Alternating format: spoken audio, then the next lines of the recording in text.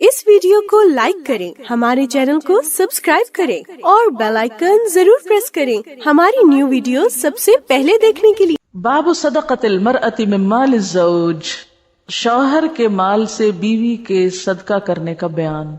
यानी पहले तो था अपने माल में से, अब यह है कि किसी और के माल में से आप कितना कर सकते हैं।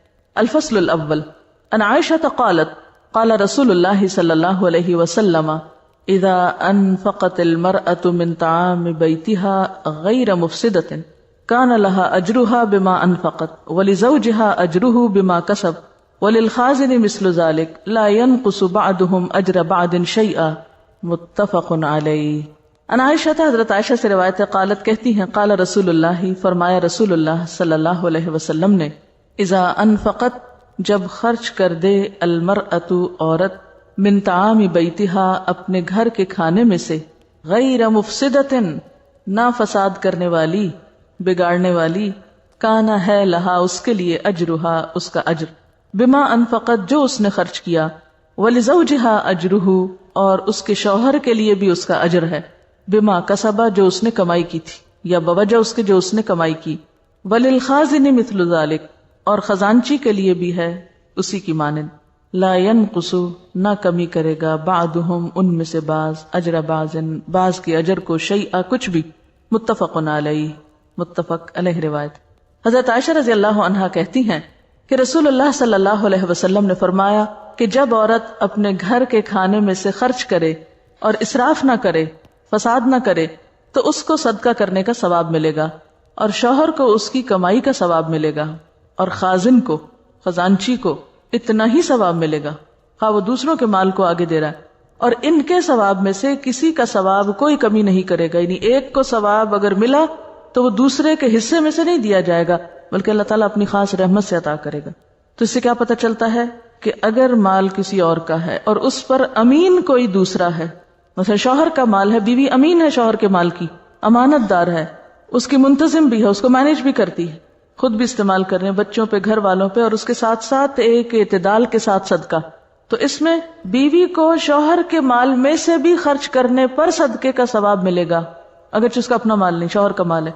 हाँ, शर्त है इसमें, और वो क्या, कि बिगाड़ की नीयत ना हो, कि अच्छा जल्दी जल्दी खत्म करें ताकि इसके रिश्तेदार ना ले जाएं आके, ये बिगाड़ की नीयत होगी। या ये कि इंसान इतना दे दे कि शौहर घर आए तो कहे वो तो मैंने सारा ही दे दिया, तुम्हारे खाने के लिए कुछ नहीं, ये बिगाड़। तो अगर नेक नियति के साथ बीवी इत्तेदाल के साथ, इंसाफ के साथ, आसान तरीके से, बाहम रजामंदी के साथ खुद भी इस्तेमाल करिए, दूसरों को भी दे रही है, सबका हक बीच में से, अपने और शौहर की तरफ से, तो बीवी को भी सवाब है, शौहर को भी सवाब है। शौहर को सवाब किस लिए कि उसने मेहनत करके कमाया, तो अल्लाह ताला इंसाफ पसंद है, किसी का भी अजर जाया नहीं करते।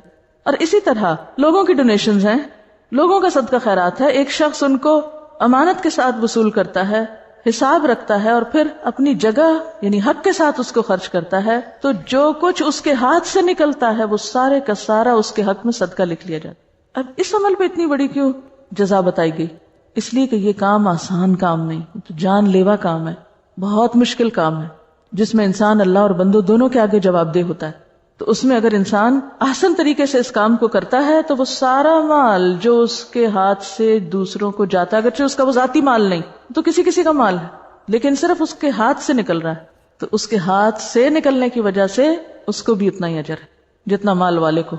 अब ये नहीं कि अल्लाह ताला ने माल वाले के अजर में से निकाल के इसको दे दिया, जितना उसको दिया उतना इसको दिया, उसको भी अपने फजल से दिया और इसको भी अपने फजल से दिया। वअन अबी हुरैरह क़ाल क़ाल रसूलुल्लाह सल्लल्लाहु अलैहि वसल्लम इज़ा अनफ़क़तिल मरअतु मिन कसबि ज़ौजिहा मिन ग़ैरि अम्रिही फ़लहा निस्फ़ु अजरिही मुत्तफ़क़ुन अलैहि। वअन अबी हुरैरह, अबू हुरैरा से रिवायत है, क़ाल कहते हैं, क़ाल रसूलुल्लाह, फरमाया रसूलुल्लाह सल्लल्लाहु अलैहि वसल्लम ने, इज़ा, जब, अनफ़क़तिल मरअतु, खर्च करती है औरत, मिन कसबि ज़ौजिहा, अपने शौहर की कमाई में से, मिन ग़ैरि अम्रिही, उसकी इजाजत के बगैर, उसको बताए बगैर, फलहा निस्फ़ु अजरिही, तो उसके लिए उस अजर का आधा है। मुत्तफ़क़ुन अलैहि, मुत्तफ़क़ अलैहि रिवायत। हज़रत अबू हुरैरा कहते हैं रसूलुल्लाह सल्लल्लाहु अलैहि वसल्लम ने फरमाया, जो औरत अपने शौहर के माल में से बगैर उसकी इजाजत के खैरात करे, उसको उसका आधा सवाब मिलेगा। क्यों? कितने सवाल करते हैं आप इस मौजू पर, ऐसे सारे लोग जाग के बैठे, अब फिर कोई सवाल इस पे ना आए, کیا پوچھے بغیر دے سکتے ہیں، کیا چوری چوری دے سکتے ہیں، کتنا دے سکتے ہیں، کیا دے سکتے ہیں، یہ سب مسئلے یہاں حل ہو رہے ہیں اگر آپ ان حدیث کو اصولی طور پر سمجھ لیں. تو اس لیے بہتر کیا ہے، پورا ثواب لینے کے لیے کیا بہتر ہے، بتا کے دیں، اجازت لے کے دیں. لیکن ہر وقت اجازت بھی مشکل ہوتی ہے، تو ایک دفعہ طے کر لیں کہ ہم جو کھانا کھائیں گے اس میں سے فلاں رشتے دار کو بھی روز بھیجیں گے، یا فلاں کو بھی دیں گے، یا مہینے میں اتنا راشن کسی کو دیں گے، یا فلاں بچے کی فیس دیں گے. اگر دونوں باہم مشورے سے چلتے ہیں، ایک دوسرے پر اعتماد کرتے ہوئے چلتے ہیں، تو اس میں نہ صرف یہ کہ صدقے کا ثواب زیادہ ہو جائے گا، بلکہ باہمی اعتماد کی وجہ سے گھر کی فضا بھی زیادہ بہتر ہوگی. اور اگر شوہر شک کرے کہ پتہ نہیں بیوی کس کو دے، اور وہ تجسس میں رہے، کہے کچھ بھی نہ بے شک، تو یہ اوور آل صورتحال کو بھی تو بگاڑنے والی چیز ہے. تو ایک شرط کیا، غیر مفسدت ہے، بگاڑ کی نیت نہ. دوسری بات یہ کہ باہمی رضامندی اور اجازت. اب بہت سی عورتیں کہتی ہیں ہمارے شوہر تو پھر کبھی بھی نہیں مانیں گے، اس طرح تو پھر ہم کبھی بھی کچھ نہیں کر سکتے. تو بات یہ ہے کہ آپ کو کس چیز نے صدقہ کرنے پہ اکسایا، آپ میں یہ شوق کیوں آ گیا جو شوہر میں نہیں آیا اب تک، وجہ کیا، آپ کیوں صدقے کے شوقین ہو گئے اور وہ کیوں نہیں ہیں. آپ کو پتہ چل گیا، ان کو پتہ ہی نہیں ہے. میں سمجھتی ہوں اگر ہم ایز اے فیملی گیدرنگ بھی بیٹھ کے کبھی شیئر کریں آپس میں ان احادیث میں سے ایک ایک تھوڑا تھوڑا، تو آپ دیکھیں گے کہ ساری فیملی اکٹھے مل کر ایک نیکی کے کام میں حصہ لے سکتی. ہر پروجیکٹ میں سب شیئر کر سکتے ہیں اور اس میں زیادہ خوشی ہوگی بنسبت اس کے کہ آپ اپنی راہیں الگ کر کے چوری چوری کام کرتے رہیں اور شوہر کو کچھ خبر نہ ہو. کیا فائدہ ایسے کام کا. اور دیکھیے کہ بہت سارے کام جو گھریلو زندگی میں ہوتے ہیں نا، ان میں بے وجہ بھی پوچھنے کی ضرورت نہیں ہوتی. اب شوہر نے آپ کو ایک عمومی اجازت دے رکھی ہے، آپ کرتے رہیں تھوڑا بہت غیر مفسدت اللہ. کیونکہ اگر آپ ہر قدم پہ کھڑے ہو کے پوچھنے لگ گئے وہ باہر فلانا ہے میں دے دوں، ہو سکتا ہے اس کا موڈ اس کو خراب ہو کے خبردار جو دیا اور آج کے بعد دیا، یہ غیر ضروری سوال ہوگا اور غیر ضروری طور پہ معاملہ بگاڑنے والی بات ہوگی. یعنی بعض خواتین پھر اس درجے کی ناسمجھ ہوتی ہیں کہ وہ غیر موضوع مقام پر شوہر کو نالاں کر کے اپنی اجازتیں اور اپنے رخصتیں سب ختم کروا لیتی ہیں. ہر عورت کو یہ معلوم ہونا چاہیے کہ اس کے شوہر کا نمبر کیا ہے جہاں سے اس کا باکس کھل سکتا ہے. یعنی جیسے اٹیچی کیس ہوتے ہیں نا تو ان میں لاک ہوتے ہیں نمبر والے، تو اگر آپ کو نمبر پتا ہو تو آپ 1 سیکنڈ میں کھول سکتے ہیں. بعض لوگ اپنا ہی نمبر بھول جاتے ہیں، تو وہ نمبر یاد رکھیں. ایسے وقت میں جب شوہر بھوکا ہو، ایسے وقت میں جب وہ تھکا ہوا ہو، ایسے وقت میں جب وہ ذہنی طور پہ کہیں اور مشغول ہے، کوئی اور اہم چیز ہے اس کے سر پہ، تو ایسے وقت میں اس طرح کے چھوٹے چھوٹے لایانی سوال کر کے جن پر ایک سائلنٹ ٹیسٹ اپروول موجود ہے یا ایک خاموش اجازت موجود ہے، تو وہاں بے وجہ بھی سوال نہیں کرنے چاہیے. وعن ابی موسیٰ الاشعری قال قال رسول اللہ صلی اللہ علیہ وسلم الخازن المسلم الامین الذي يعطي ما امر به كاملا موفرا طیبتا به نفسه ويدفعه الى الذي امر له به احد المتصدقین. متفق علیہ. عن ابی موسیٰ الاشعری، ابو موسیٰ اشعری سے روایت ہے، قال کہتے ہیں قال رسول اللہ، فرمایا رسول اللہ صلی اللہ علیہ وسلم نے، الخازن المسلم الامین، مسلمان امانت دار خزانچی، الذی وہ جو، یعطی دیتا ہے، ما امر به جس کا اس کو حکم دیا گیا ہے، کاملاً پورا مکمل یعنی حکم کے مطابق، موفراً پورا پورا، طیبتاً به نفسہ اپنے نفس کی خوشی کے ساتھ، فیدفعہ تو پھر دیتا ہے ادا کرتا ہے اس کو، الی الذی اس کی طرف، امر لہ به جس کا اس کو حکم دیا گیا ہے، احد المتصدقین تو وہ 2 صدقہ کرنے والوں میں سے ایک ہے، برابر کا شیئر ہے اس کا، شراکت داری ہے اس کی اس تجارت میں. حضرت ابو موسیٰ اشعری رضی اللہ عنہ کہتے ہیں رسول اللہ صلی اللہ علیہ وسلم نے فرمایا کہ وہ امانت دار مسلمان خزانچی جو اپنے آقا کے حکم کے مطابق صدقہ اور خیرات وغیرہ دے اور حکم کے مطابق پورا پورا اور خوشی کے ساتھ اس شخص کو دے جس کو دینے کا حکم دیا گیا، تو وہ بھی 2 صدقہ کرنے والوں میں سے ایک ہے. اب یہاں کیا خاص بات ہے جو پیچھے نہیں تھی؟ کیا شرط لگائی گئی خزانچی کے لیے؟ کیا شرط ہے؟ نمبر 1 پورا پورا حکم فالو کرے، نمبر 2 خوشی سے اطاعت کرے. کیونکہ بعض اوقات اگر اس کو حکم ملتا ہے نا فلاں کو اتنا دے دو، ہائے اب یہ اس کو تو نہیں ملنا چاہیے، اس کو تو نہیں دینا چاہیے، یہ تو فیصلہ ٹھیک نہیں. بھئی آپ کو تو مال نہیں، آپ کے پاس تو امانت ہے، آپ کو کیا فرق پڑتا ہے؟ کیونکہ بعض اوقات لائکنگ ڈس لائکنگ بھی بیچ میں آ جاتے ہیں نا، ہم سب انسان ہیں، کسی کے لیے ہمارا سافٹ کارنر ہوتا ہے، کسی کے لیے ہم کولڈ ہوتے ہیں. تو ہمیں ایسے معاملات میں جذبات سے اوپر اٹھ کے فیصلے کرنے چاہیے. جہاں ضرورت ہے ضرورت محسوس کریں، چاہے آپ کی عقل میں آ رہا ہے یا نہیں، جو حکم ملا کر دیں تو اس پر آپ کو بھی اتنا ہی اجر ملے گا جتنا صدقہ کرنے والے کو ملا. وعن عائشة قالت ان رجلا قال للنبي صلى الله عليه وسلم ان ام افتلتت نفسها واظنها لو تكلمت تصدقت فهل لها اجر ان تصدقت عنها قال نعم متفق علیہ. عن عائشة حضرت عائشہ سے روایت ہے قالت کہتی ہیں ان رجلا بے شک ایک شخص قال کہنے لگا للنبی نبی صلی اللہ علیہ وسلم سے ان امی بے شک میری ماں افتلتت اچک لی گئی نفسها اس کی روح یعنی اچانک وفات پا گئی وَأَظُنُّهَا اور میں سمجھتا ہوں لو تکلمت اگر وہ بات کر سکتی تصدقت تو صدقہ کرتی یعنی صدقے کی وصیت کر. فَهَلْ لَهَا أَجْرٌ تو کیا اس کے لیے کوئی اجر ہے ان تصدقت عنها اگر میں اس کی طرف سے صدقہ کروں. قال نعم فرمایا ہاں متفق علیہ. حضرت عائشہ کہتی ہیں کہ ایک شخص نے نبی صلی اللہ علیہ وسلم سے عرض کیا میری ماں یکا یک مر گئی، اگر اس کو بات کرنے کا موقع ملتا تو وہ ضرور صدقہ خیرات کے لیے کہتی، بس اگر میں صدقہ کروں تو کیا اس کو ثواب ملے گا؟ آپ نے فرمایا ہاں. باب کون سا ہے؟ کسی دوسرے کے مال میں سے صدقہ کرنا، چاہے شوہر ہے یا ماں ہے یا اپنا مال ہے اور آپ ماں باپ کے لیے خرچ کر رہے ہیں، ان کے نام پہ صدقہ کر رہے ہیں تو اس میں آپ کو بھی اجر ملے گا اور ماں باپ کو بھی ملے گا. ٹھیک ہے، یعنی ایک صورت ہے شوہر کے مال میں سے خرچ کرنا، دوسری صورت ہے خزانچی کا بیت المال میں سے خرچ کرنا جیسا حکم ملا اس کے مطابق، تیسری صورت ماں باپ کے فوت ہونے کے بعد اپنے مال میں سے ان کے لیے خرچ کرنا، ان کی طرف سے صدقہ کرنا. تو یہ سب کرنے والے کو بھی اجر ملتا ہے اور جس کی طرف سے کیا جا رہا ہے اس کو بھی. اور خاص طور پر اگر کسی نے والدین کو ستایا ہو یا نافرمانی کی ہو تو کفارے کے طور پر بھی اس کو صدقہ کرنا چاہیے. الفصل الثانی عن ابی امامۃ قال سمعت رسول اللہ صلی اللہ علیہ وسلم یقول فی خطبته عام حجۃ الوداع لا تنفق امرأة شیئا من بیت زوجها الا باذن زوجها قیل یا رسول اللہ ولا الطعام قال ذلك افضل اموالنا رواہ الترمذی. عن ابی امامۃ ابو امامہ رضی اللہ عنہ سے روایت ہے قال کہتے ہیں سمعت رسول اللہ میں نے رسول اللہ صلی اللہ علیہ وسلم سے سنا یقول آپ فرما رہے تھے فی خطبته اپنے خطبے میں عام حجۃ الوداع حجت الوداع کے سال لا تنفق نہ خرچ کرے امرأۃ کوئی عورت شیئن کچھ بھی من بیت زوجہا اپنے شوہر کے گھر سے الا باذن زوجہا مگر اپنے شوہر کی اجازت سے. قیل یا رسول اللہ کہا گیا اللہ کے رسول صلی اللہ علیہ وسلم ولا الطعام اور نہ کھانا. قال فرمایا ذالک افضل اموالنا یہ تو ہمارے مال میں سے بہترین مال ہے. رواہ الترمذی اس کو ترمذی نے روایت کیا. حضرت ابو امامہ کہتے ہیں کہ میں نے رسول اللہ صلی اللہ علیہ وسلم کو خطبہ حجۃ الوداع میں یہ فرماتے سنا کہ بیوی اپنے شوہر کے گھر میں سے اس کی اجازت کے بغیر کچھ خرچ نہ کرے. پوچھا گیا اللہ کے رسول صلی اللہ علیہ وسلم کھانا بھی نہیں؟ فرمایا کھانا بھی نہیں. اس کے بعد فرمایا کھانا تو ہمارے مال میں سے بہترین مال ہے. اب پیچھے آپ دیکھ رہے ہیں کہ اجازت ہے اور یہاں پر اجازت نہیں، تو پھر کرنا کیا چاہیے حالات کے مطابق. یعنی بعض شوہر کچھ بھی دینے میں روادار یا راضی نہیں، یا یہ کہ بالکل ان کو کچھ خبر نہیں کہ ان کا گھر کا مال کدھر جا رہا ہے. تو اصل چیز اس میں یہ ہے کہ شوہر کے مال میں سے اگر کچھ ہے تو اس کو علم ہونا چاہیے کہ بیوی کہاں کہاں لگا رہی.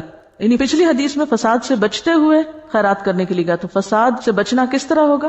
حکمت کے ساتھ کہ شوہر کے علم میں ہو. ضروری نہیں کہ ہر روز کی کوانٹٹی علم میں ہو، لیکن اس کے علم میں ہو کہ اس کے مال میں سے گھر کے باہر بھی کچھ جا رہا ہے. وعن سعد قال لما بايع رسول الله صلى الله عليه وسلم النساء قامت امرأة جليلة كأنها من نساء مدر فقالت يا نبي الله إنا كل على آبائنا وأبنائنا وأزواجنا فما يحل لنا من أموالهم قال الرطب تأكلنه وتهدينه رواه أبو داود. وعن سعد اور سعد سے روایت ہے رضی اللہ عنہ قال کہا لما جب بایا بیعت کی رسول اللہ صلی اللہ علیہ وسلم نے النساء عورتوں سے قامت کھڑی ہوئی امرأتن ایک عورت جلیلتن جلیل القدر کأنہا گویا کہ وہ من نساء مدر کی عورتوں میں سے تھی. مدر قبیلے کا نام ہے. فقالت تو کہنے لگی یا نبی اللہ اے اللہ کے نبی انا بے شک ہم انا کلن علی آبائنا و ابنائنا و ازواجنا کلن بوجھ ہیں علی اوپر آبائنا اپنے باپوں کے و ابنائنا اور اپنے بیٹوں کے و ازواجنا اور اپنے شوہروں کے فما تو نہیں یحل لنا ہمارے لیے حلال من اموالہم ان کے مال میں سے قال فرمایا الرطب تازہ مال، تأکلنہ تم اس میں سے کھاؤ، وتہدینہ اور اس میں سے ہدیہ بھی بھیجو۔ اب آپ دیکھیے کہ اوپر کی حدیث بھی کس میں سے ہے؟ حجۃ الوداع کے موقع کی، اور یہاں شاید فتح مکہ کے بعد جو خواتین سے بھی بیعت ہوئی تھی اس موقع کی۔ حضرت سعد کہتے ہیں کہ جب عورتوں سے رسول اللہ صلی اللہ علیہ وسلم نے بیعت لی تو ایک جلیل القدر عورت جو کہ غالباً قبیلہ مضر کی عورتوں میں سے تھی کھڑی ہوئی اور عرض کیا، اللہ کے نبی صلی اللہ علیہ وسلم، ہمارا بار ہمارے والدین پر، ہمارے بیٹوں پر اور ہمارے شوہروں پر ہے، بس کیا ہمارے لیے یہ جائز ہے کہ ہم ان کے مال میں سے ان کی اجازت کے بغیر کچھ خرچ کریں؟ آپ نے جواب میں ارشاد فرمایا، تازہ مال کھاؤ بھی اور ہدیے کے طور پر بھیجو بھی۔ تازہ مال میں سے کیا ہے؟ کھانے پینے کی چیزیں جو رکھ دی تو خراب ہو جائیں گی۔ اب یہ دو حدیثیں بھی بظاہر ایسے لگ رہا ہے کہ ظاہری طور پر مختلف ہیں، لیکن پھر بات وہی ہے کہ آپس کا اعتماد ایسے کاموں میں ضروری ہے جو انسان کی فیملی لائف سے متعلق ہوں۔ الفصل الثالث، تیسری فصل، عن عمیر مولا آب اللحم قال امرني مولاي ان اقدد لحما فجاءني مسكين فاطعمته منه فعلم بذلك مولاي فضربني فاتيت رسول الله صلى الله عليه وسلم فذكرت ذلك له فدعاه فقال لما ضربته قال يعطي طعامي بغير ان آمره فقال الاجر بينكما وفي رواية قال كنت مملوكا فسألت رسول الله صلى الله عليه وسلم اتصدق من مال موالي بشيء قال نعم والاجر بینکما نصفان، رواہ مسلم۔ ان عمیر سے روایت ہے مولا اب اللحم جو ابو اللحم کے آزاد کردہ غلام تھے، قال کہا، امرنی حکم دیا مجھ کو، مولایا میرے آقا نے، ان اقددا کہ میں ٹکڑے ٹکڑے کروں، لحمن گوشت کے، یعنی گوشت کھانے کے لیے ٹکڑے کروں، کاٹوں۔ فجاءنی مسکین تو میرے پاس ایک مسکین آ گیا، فاطعمتہ منہ تو میں نے اس میں سے اس کو بھی کھلا دیا، فعلما تو جان لیا یا پتہ چل گیا، بذالک اس بات کا، مولایا میرے آقا کو، فضربنی تو اس نے مارا مجھے، فاتیت تو میں آ گیا رسول اللہ صلی اللہ علیہ وسلم، رسول اللہ صلی اللہ علیہ وسلم کے پاس، فذکرت ذالک لہ تو میں نے آپ سے یہ بات ذکر کی، یعنی شکایت لگائی، فدعاہ تو آپ نے اس کو بلا لیا یعنی میرے آقا کو، فقالا تو پوچھا، لما ضربتہ تم نے اس کو کیوں مارا؟ قالا کہا، یعطی طعامی یہ دیتا ہے میرا کھانا، بغیر ان آمرہ بغیر اس کے کہ میں اس کو حکم دوں، فقالا تو فرمایا، الاجر بینکما اجر تم دونوں کے درمیان یعنی مشترک ہے۔ وفی روایت قال اور ایک اور روایت میں آتا ہے کہ اس نے کہا، کنت مملوکا کہ میں مملوک تھا، غلام تھا، فسألت رسول اللہ تو میں نے سوال کیا رسول اللہ صلی اللہ علیہ وسلم سے، اتصدق من مال موالی بشیء کیا میں اپنے آقا کے مال میں سے کچھ خرچ کر سکتا ہوں، صدقہ کر سکتا ہوں؟ قال نعم تو آپ نے فرمایا ہاں، والاجر بینکما نصف اور اجر تم دونوں کے درمیان آدھا آدھا ہوگا، رواہ مسلم اسے مسلم نے روایت کیا ہے۔ حضرت عمیر ابو اللحم کے آزاد کردہ غلام کہتے ہیں کہ میرے آقا نے مجھے حکم دیا کہ میں گوشت کے ٹکڑے بناؤں، اتنے میں ایک فقیر آ گیا اور میں نے اس کو گوشت کھلایا، جب میرے آقا کو یہ معلوم ہوا تو اس نے مجھے مارا، پس میں آپ کی خدمت میں حاضر ہوا اور واقعہ بیان کیا۔ آپ نے میرے آقا کو طلب فرمایا اور پوچھا، تم نے اپنے غلام کو کیوں مارا؟ اس نے عرض کیا، وہ میرا کھانا میری اجازت کے بغیر دے دیتا ہے۔ آپ نے فرمایا، تم دونوں کو ثواب ملے گا۔ ایک اور روایت میں یہ الفاظ ہے کہ عمیر نے آپ سے دریافت کیا، کیا میں اپنے آقا کے مال میں سے کچھ خرچ کروں؟ آپ نے فرمایا ہاں، اور اس کا ثواب تم دونوں کو آدھا آدھا ملے گا۔ لیکن اسے یہ معلوم نہیں ہوتا کہ بغیر اجازت اور بغیر اعتماد میں لیے خرچ کرنے پر بھی اجر ہے۔ اصل جو ساری احادیث کو بات سامنے رکھ کے پتہ چل رہی ہے وہ ایک ہی ہے کہ کسی کے مال میں سے، خواہ وہ بیت المال کا ہو، خواہ وہ شوہر کا ہو، خواہ وہ آقا کا ہو، کسی دوسرے کے مال میں سے خرچ کرتے ہوئے اس کی رضامندی، خواہ وہ وربل ہو، خواہ وہ خاموش ہو، خواہ وہ کسی اور طریقے پر ہو، وہ ضروری ہے، یعنی باہمی اعتماد سے ہی ایسے کام کیے جانے چاہیے، اسی میں بھلائی۔ یہاں ایک اور سچویشن سامنے آتی ہے اور وہ کیا کہ مالک کے مال میں سے خرچ کرنا، یعنی غلام کا یا نوکر کا اپنے آقا کے مال میں سے خرچ کرنا۔ اس میں بھی اگرچہ رخصت ہے لیکن پھر باہم اعتماد ضروری ہے۔ باب من لا يعود في الصدقہ، جو شخص صدقہ دے کر واپس نہ لے، اس کا بیان۔ الفصل الاول، فصل اول، عن عمر بن الخطاب رضی اللہ عنہ قال حملت على فرس في سبيل الله فأدعه الذي كان عنده فأردت أن أشتريه وظننت أنه يبيعه برخص فسألت النبي صلى الله عليه وسلم فقال لا تشتريه ولا تعود في صدقتك وإن آتاكه بدرهم فإن العائد في صدقته كالكلب يعود في قائه وفي رواية لا تعود في صدقتك فإن العائد في صدقته كالعائد في قائه متفق علیہ۔ ان عمر بن الخطاب، عمر بن خطاب رضی اللہ عنہ سے روایت ہے، قال کہا، حملت علی فرس، میں نے سوار کرایا ایک گھوڑے پر، فی سبیل اللہ، اللہ کے راستے میں، یعنی کسی شخص کو اللہ کے راستے میں اپنا گھوڑا دیا، فأداعہ، تو اس نے اس کو ضائع کر دیا، اس کی قدر نہ کی، الذی کان عندہ، اس شخص نے جس کے پاس وہ تھا، یعنی بے پرواہی سے رکھا اور وہ گھوڑا دبلا ہو گیا، کمزور ہو گیا، فأردت، تو میں نے چاہا، ان اشتریہ، کہ میں اس کو خرید لوں، وظننت، اور میرا خیال تھا، انہ، بے شک وہ، یبیعہ، اسے بیچ دے گا، برخص، سستے داموں، فسألت النبی، تو میں نے سوال کیا نبی صلی اللہ علیہ وسلم سے، فقال، تو آپ نے فرمایا، لا تشتری، مت خریدو اس کو، ولا تعود، اور نہ لوٹو، فی صدقتک، اپنے صدقے میں، وَإِنْ آتَاكَهُ بِدِرْہَمْ، خواہ وہ تم کو اسے ایک درہم میں بیچے یا دے، فَإِنَّ الْعَائِدَ، کیونکہ لوٹنے والا، واپس لینے والا، فی صدقتہ، اپنے صدقے میں، کالکلب، کتے کی طرح، یعود، جو لوٹتا ہے، فی قیئہ، اپنے ہی قے میں، وفی روایت، اور ایک اور روایت میں ہے، لا تعود فی صدقتک، نہ لوٹو اپنے صدقے میں، یعنی نہ واپس لو اپنے صدقے کو، فإن العائد، کیونکہ لوٹنے والا، فی صدقتہ، اپنے صدقے میں، کالعائد فی قیئہ، اپنی ہی قے میں لوٹنے والے کی طرح ہے، متفق علیہ۔ حضرت عمر بن خطاب کہتے ہیں کہ میں نے ایک شخص کو اللہ کی راہ میں گھوڑے پر سوار کیا اور اس نے اس گھوڑے کو خراب کر دیا، میں نے ارادہ کیا کہ میں اس کو اس سے خرید لوں، اور میرا خیال تھا کہ وہ اس کو سستا بیچ ڈالے گا، بس میں نے آپ سے پوچھا، آپ نے فرمایا، اپنے صدقے کو واپس مت لو، اگرچہ وہ تجھ کو 1 درہم قیمت میں دے، اس لیے کہ اپنے صدقے کو واپس لینا ایسا ہے جیسے کہ کتا قے کرے اور اس کو پھر چاٹ لے۔ اور ایک روایت میں یہ الفاظ ہے کہ آپ نے فرمایا، اپنے صدقے کو واپس نہ لو، اس لیے کہ صدقے کو واپس لینے والا اس شخص کی طرح ہے جو قے کر کے اس کو چاٹ لے، یعنی ایک روایت میں کتے کا لفظ ہے اور ایک روایت میں انسان کا لفظ ہے، کہ ایسا انسان جو اپنی ہی قید چاٹے، وہ کس قدر گھناؤنا کام کرتا ہے۔ تو دینے کے بعد چیز واپس لینے والا بھی کچھ ایسی ہی مکروہ حرکت کرتا ہے۔ ان کا سوال یہ ہے کہ اگر کوئی شخص کسی کو صدقہ دے اور دیکھے کہ جس کو وہ چیز دی گئی ہے وہ اس کو ضائع کر رہا ہے، بے پرواہی کر رہا ہے اس کے ساتھ، تو کیا پھر آئندہ اس کو کچھ دیا جائے یا نہ؟ تو یہ حالات پہ ڈیپینڈ کرتا ہے۔ اگر آپ نہیں دینا چاہتے آئندہ کہ وہ شخص ناقدرہ ہے، چیز کو استعمال نہیں کرتا، ضائع کرتا ہے، تو پھر آپ کے پاس اختیار ہے کہ آپ اس کو چاہیں تو دیں، چاہیں تو نہ دیں، لیکن دینے کے بعد اس سے وہ چیز واپس نہیں لے سکتے، خواہ وہ اس کو خراب کرے۔ ایک مرتبہ الہدا میں کچھ سٹال لگتا تھا یہ گھر کے فالتو سامان کا، تو میں نے اس میں کوئی چیز دی، تو اب کسی کو پتا چل گیا کہ یہ میری چیز ہے، انہوں نے کہا کہ اچھا، انہوں نے دی، انہوں نے پھر اس کو خرید لیا اور لا کے پھر میرے گھر رکھ دی۔ اس میں نے نہ نہیں کی، اس لیے کہ میں نے تو نہ چاہا نہ کچھ، اس کے بعد میں نے استعمال بھی نہیں اس کو کیا۔ لیکن یہ ہے کہ یہ صورت بھی بعض اوقات ہوتی ہے کہ آپ کسی کو چیز دیتے، وہ گھومتے گھومتے پھرتے دوبارہ آپ کے پاس ہی لوٹ آتی۔ یہ لوٹنا جو ہے یہ مختلف ہے، ایک ہے لوٹانا اور ایک ہے اس کا کسی طریقے سے لوٹانا جو کہ آپ کے ارادے، خواہش اور نیت کے بغیر ہو، تو اس میں کوئی حرج نہیں، کیونکہ اس کی دلیل کیا کہ حرج نہیں۔ صحابہ کرام کے ہاں ایسا ہوتا تھا کہ ایک چیز اتنے لوگوں میں گھومتی کہ واپس اسی تک پہنچ جاتی جس نے دی ہوتی تھی۔ تو یہ مختلف صورت ہے۔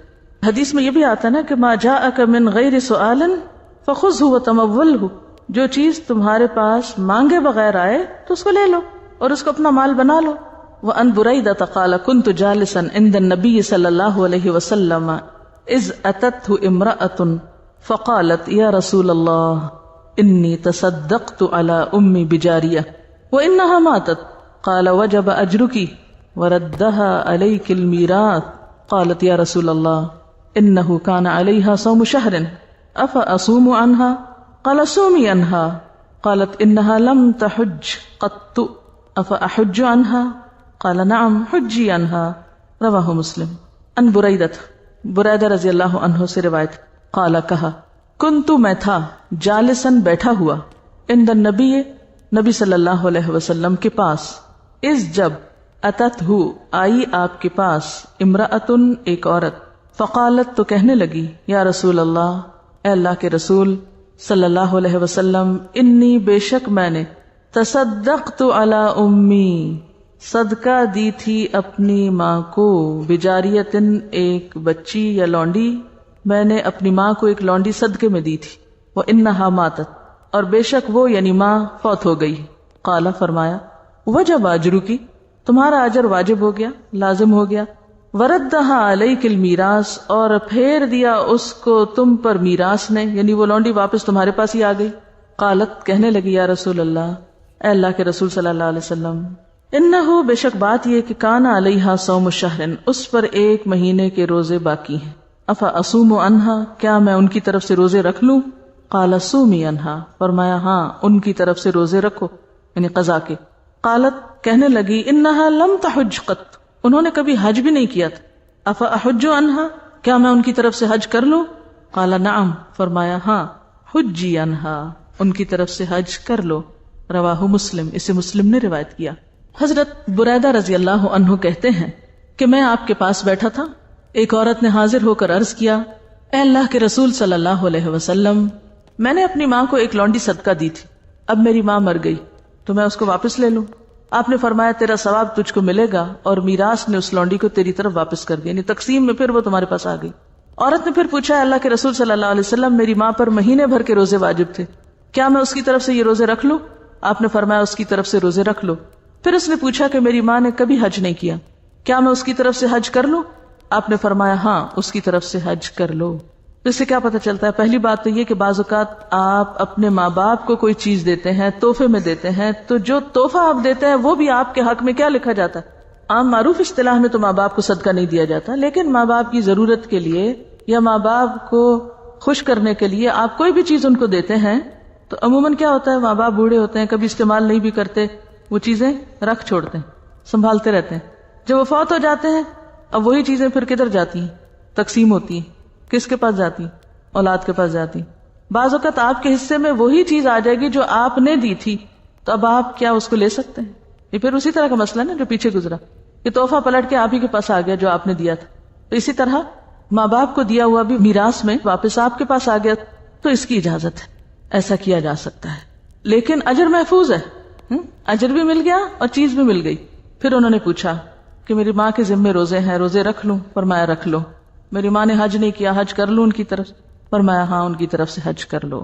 تو اس سے کیا پتہ چلتا ہے کہ بہترین احسان جو انسان کر سکتا ہے اس کا آغاز کہاں سے کرے؟ ماں باپ سے کرے. وآخر دعوانا ان الحمد للہ رب العالمین.